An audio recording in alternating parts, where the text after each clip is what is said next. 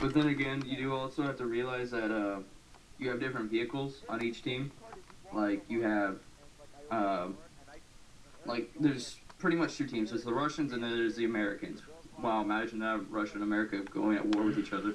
Like Russian, they actually have their own form of tank. They have the T-90, and then America, they actually have their own form of tank, the Abrams, and then they have Bradleys and Barracudas, and just they have all these different vehicles put into one. But each side has their own variation of them, which has just a little bit, not enough to like make a game changer, make one substantially better.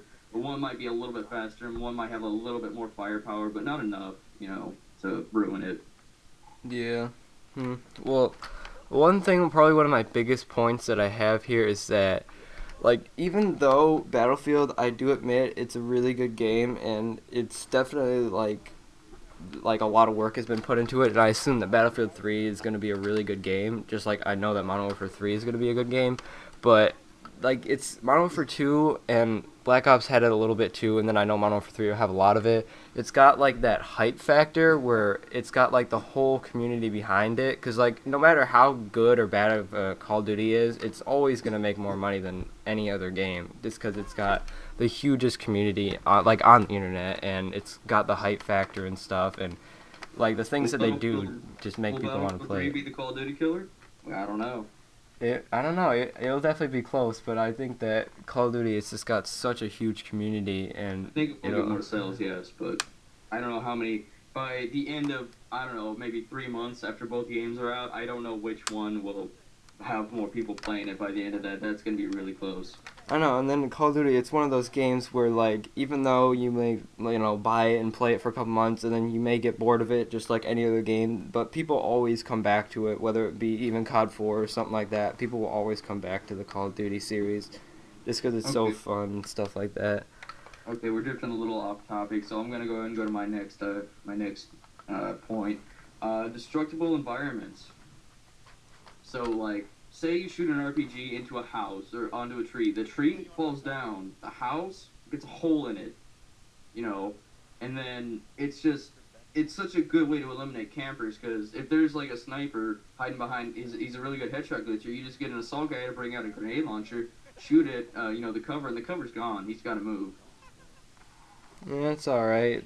Seems like one of those things that you may kind of get used to after a while and not really kind of mind it, but I don't know. It's an alright I, point. it's a good way to eliminate campers. It seems that even though, like, especially in Modern Warfare 2, like, there was somewhat camping, but I don't know, there's a lot more in Black Ops and stuff like that, and that's why I like Modern Warfare 2 better, because, like, the gameplay we were watching, it was, like, I think it was probably a team tactical or something like that, like 4v4 on Scrapyard, which is a really, I really like the map. Sometimes it can get annoying, but that game of Demolition was a lot of fun. I remember that, and I don't know, just running around doing whatever you want with a sniper rifle, which is basically like one of the major points in Call of Duty, just like sniping and stuff. It's just so much fun just to get on a cool sniper streak and stuff like that. And it makes me feel really good whenever I do get like a gameplay or a montage clip from, a sniper clip or, I don't know, a kill cam or something like that. Just a lot of fun. I just really like that game, and it does make me mad sometimes, but overall I'll always come back to Call of Duty and stuff. Okay. So what was your point there exactly? Just that Call of Duty is really fun, and it's better than Battlefield. Uh, well, we'll get to the which one's better after whenever we finish this. I'll go ahead and go on to my next one. Good community. No one, I've met very few people who, unless you're being a dick to them, they will not be a dick to you back. They will talk to you. They'll, say, hey, what's up?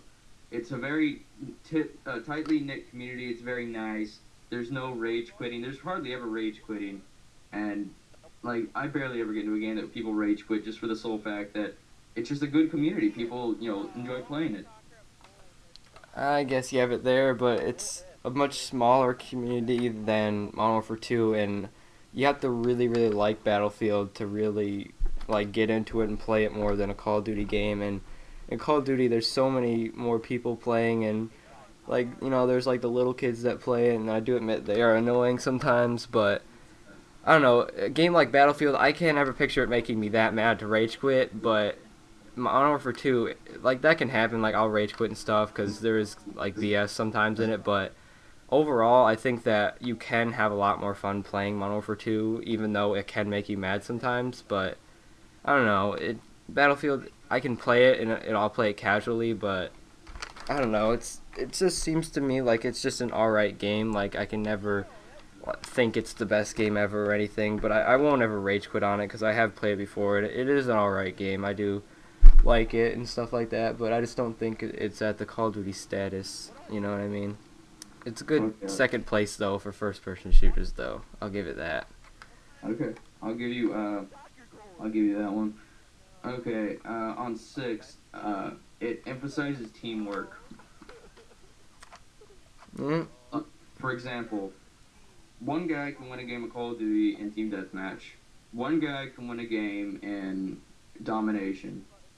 One guy cannot win a game in Battlefield. This emphasizes that you have to, be with, you have to make friends on there. You have to get your friends together. You need to play in squads, or else you're gonna get your ass stomped.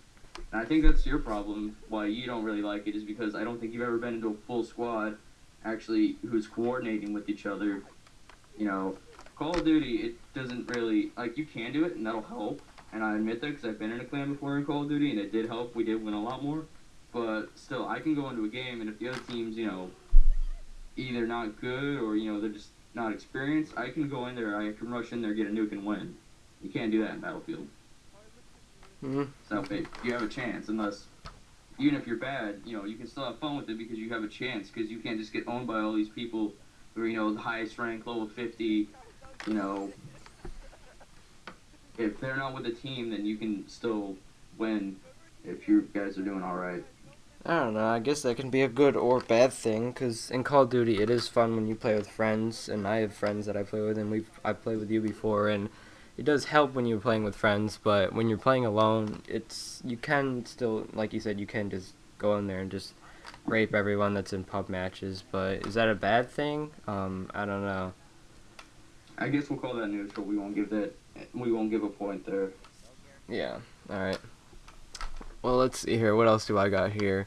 I haven't really, like I said, I know you've played Call of Duty a lot and Battlefield a lot, and I've only played Call of Duty and I haven't really played Battlefield that much, so I don't really know too much about like the campaigns or whatever and stuff. I just know that the Modern Warfare 2 campaign, even though like campaigns and Call of Duties and first-person shooters, like it's all about the multiplayer and stuff.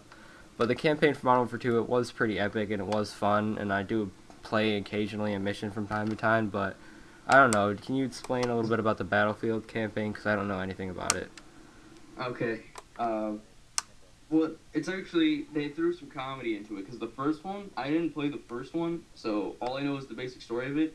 You're a convict. You are a thief. You've robbed a bank or something, I don't know.